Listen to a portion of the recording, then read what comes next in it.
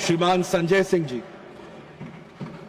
धन्यवाद मान्यवर, आपने इस महत्वपूर्ण बिल पे मुझे अपनी बात कहने का मौका दिया।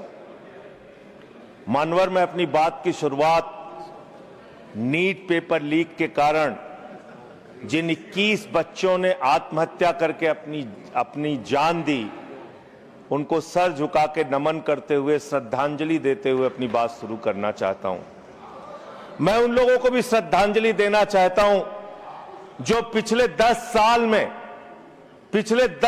में 1,23,000 छात्रों ने सुसाइड किया, आत्महत्या किया, और 2,000 छात्र हर साल सिर्फ पेपर लीक के कारण आत्महत्या की जिन्होंने। मान्यवर, मैं ये बिल पढ़ रहा था और आपने नीट के पेपर लीक के कारण जब 22 लाख बच्चे प्रभावित हुए तो आपने कहा री एग्जाम कराएंगे। पहली बार जब आपने एग्जाम कराया तो 22,80,000 बच्चे उसमें बैठे थे, लेकिन दोबारा जब आपने री एग्जाम कराया तो उसमें मात्र 20 लाख बच्चों ने हिस्सा लिया। 2,80,000 बच्चों ने हिस्सा नहीं लिया। उस गुनाह के लिए, उस पाप के लिए जिम्मेदार कौन है? दूसरी बात मान्यवर, यह बिल देख के मुझे लगता है कि सरकार खुद स्वीकार कर रही है कि देखो भाई, पेपर लीक तो होगा, पेपर लीक हम नहीं रोक पाएंगे, पेपर लीक होगा। हत्या के खिलाफ सख्त कानून बनता है, बलात्कार के खिलाफ सख्त कानून बनता है। तो कोई हत्या का अपराधी होता है, बलात्कार का अपराधी होता है जिसको सजा मिलती है। पेपर कराने की जिम्मेदारी तो सरकार की है मान्यवर, पेपर कराने की जिम्मेदारी तो सरकार की है। आपको अपने ऊपर कॉन्फिडेंस ही नहीं है कि आप ऐसा पेपर कराएंगे जिसमें पेपर लीक ना हो। यह आपको कॉन्फिडेंस नहीं, इसलिए आप ये कानून लेके आए। कानून में लिखा क्या है? इस कानून में आप लिख रहे हैं 2 महीने में इन्वेस्टिगेशन पूरी हो जाएगी, 3 महीने में ट्रायल खत्म हो जाएगा। 2 महीने में इन्वेस्टिगेशन पूरी हो जाएगी, 3 महीने में ट्रायल खत्म हो जाएगा। कितने कोर्ट हैं आपके पास? पूरे देश में कितने जजेस हैं आपके पास? फास्ट ट्रैक कोर्ट की असलियत मान्यवर पता है आपको? 2.5 lakh cases fast track court के अंदर पेंडिंग पड़े हुए हैं। यह आपकी हकीकत है। फास्ट ट्रैक कोर्ट की हालत यह है, एक लड़की एसिड विक्टिम, शाहीन नाम है उसका, 15 साल तक फास्ट ट्रैक कोर्ट में उसका मुकदमा चला और 15 साल के बाद सारे के सारे आरोपी बरी हो गए। क्या फास्ट ट्रैक कोर्ट की बात आप कर रहे हैं? गुमराह करने की बात आप करते हैं। मान्यवर, इनके राज में 1 लाख सरकारी स्कूल हिंदुस्तान में बंद हुए। 1,20,000 सरकारी स्कूल ऐसे हैं जिसमें एक टीचर है। 98,000 सरकारी स्कूल ऐसे हैं जिसमें बच्चियों के लिए टॉयलेट का इंतजाम नहीं है।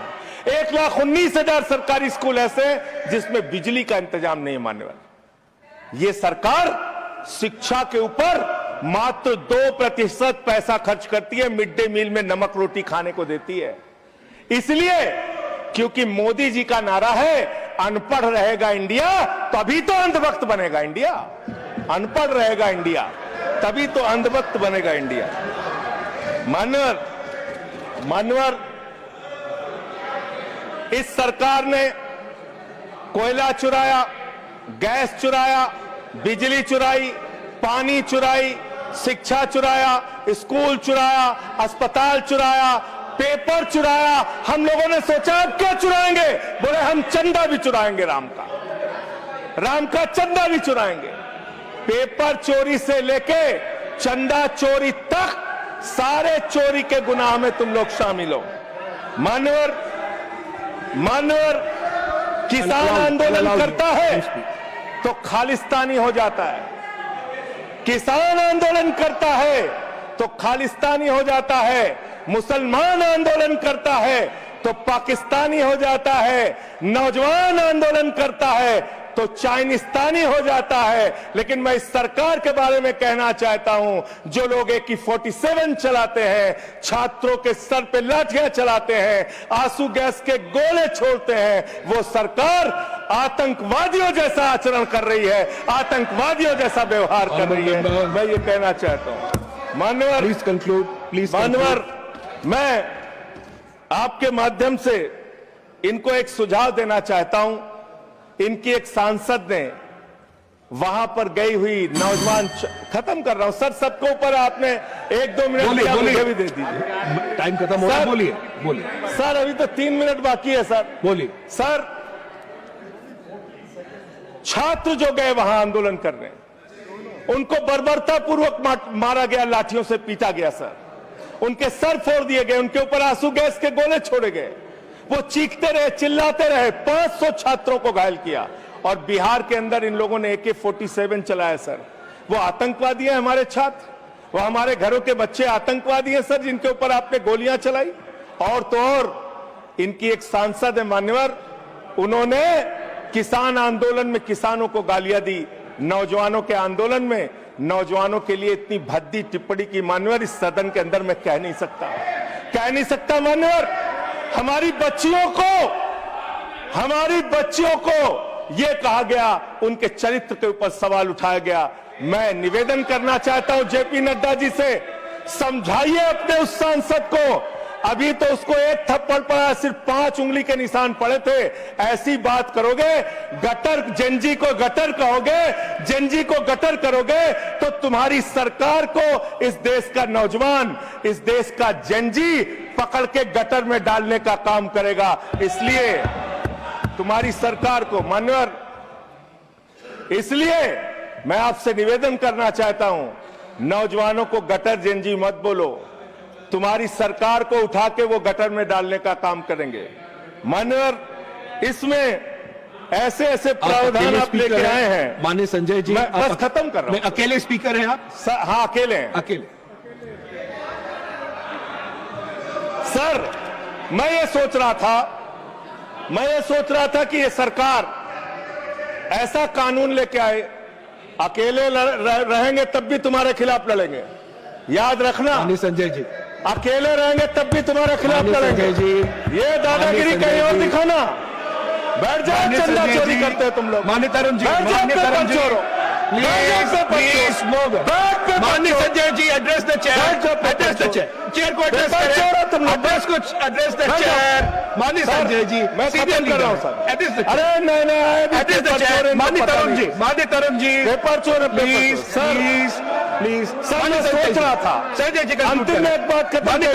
माननीय तरुण जी, पेपर चोर, प्लीज अकेला रहूंगा तो लड़ूंगा तुमसे, किसी गलत फहमी में मत रहना। संजय जी, समय जा रहा है, आपका समय जा रहा है, समय जा रहा है। हाँ, खत्म एड्रेस करिए सर, एड्रेस द चेयर। मान्यवर, मैं सोच रहा था कि आखिर ये सरकार ये पेपर चोरों के खिलाफ कार्रवाई क्यों नहीं करती।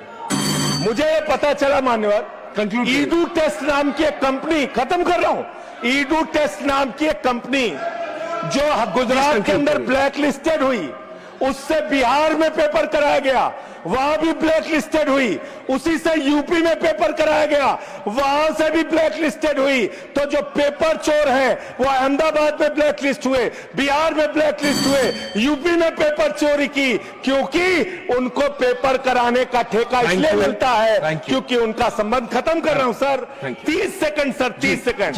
उस ईडू टेस्ट कंपनी का पेपर चोर का संबंध देश के प्रधानमंत्री और कई राज्यों के मुख्यमंत्री से है। थैंक यू मुख्यमंत्री से है सर,